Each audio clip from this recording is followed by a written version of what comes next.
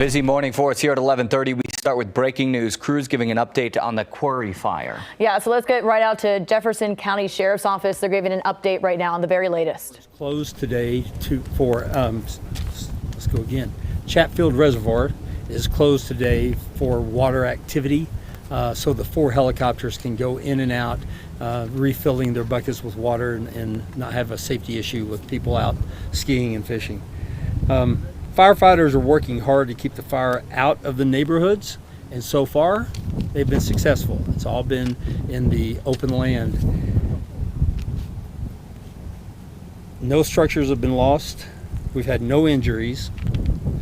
If it does get into the neighborhoods, we will go from trying to suppress the fire to protecting the structures. So that's where we're at with that. Dakota Ridge High School Evacuation Center has grown in attendance. We have over 50 people there, and 7 or 8 dogs and cats are there. We encourage people to use the evacuation center there in the gym, and they are encouraged to bring their cats and dogs. If they do, they're asked to bring a leash and a crate if they have one for their animals. The larger animals have been pretty active going to Jeffco Fairgrounds. We've had cows, donkeys, horses, sheep, geese, and I think there might even be a pig in there. So people are welcome to bring those animals there as well.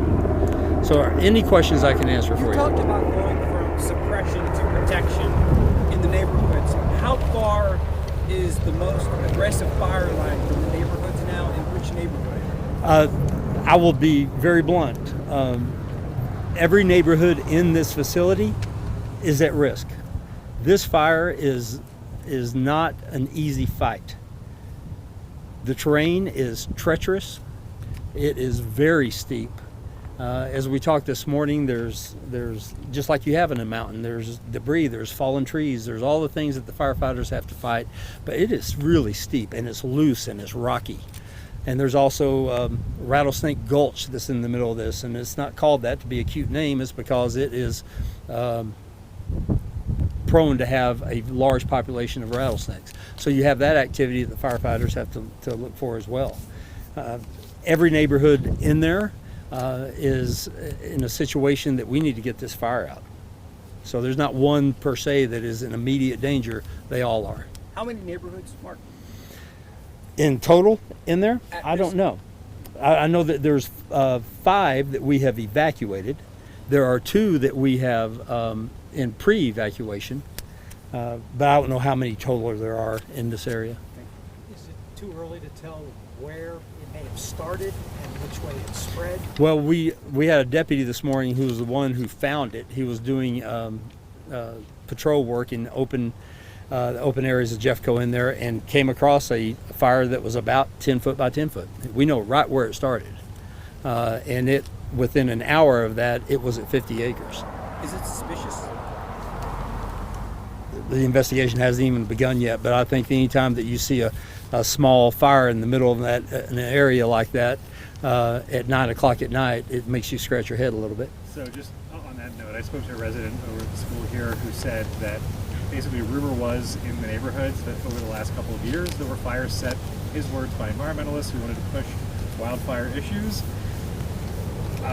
I'm curious if you have any evidence of past arsons in the area that were concerning, and if there is any sort of outreach or misinformation or otherwise that you guys are doing right now. I know nothing of that history. Okay. I'm not saying that it's not in existence.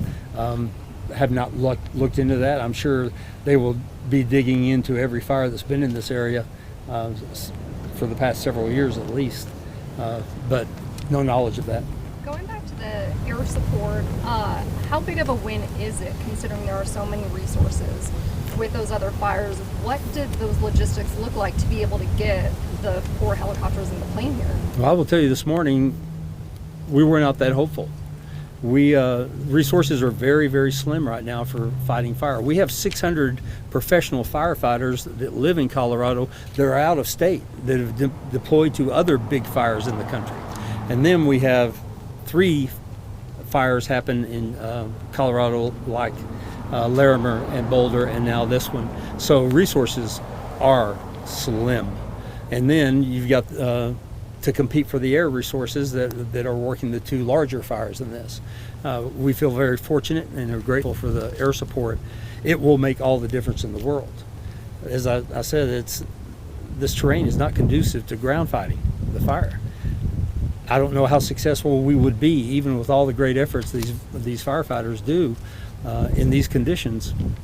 It could have been a tough fight, and we're still in the woods. We still got a long way to go, but at least we have the hope that the fire retardant from a big tanker, that's 10,000 gallons a drop, and then 4 helicopters that are shooting to Chatfield back and forth. Hopefully that will really get us a leg up today. So there is no contention lines. Nobody's putting us together. No, we don't have any numbers yet on containment.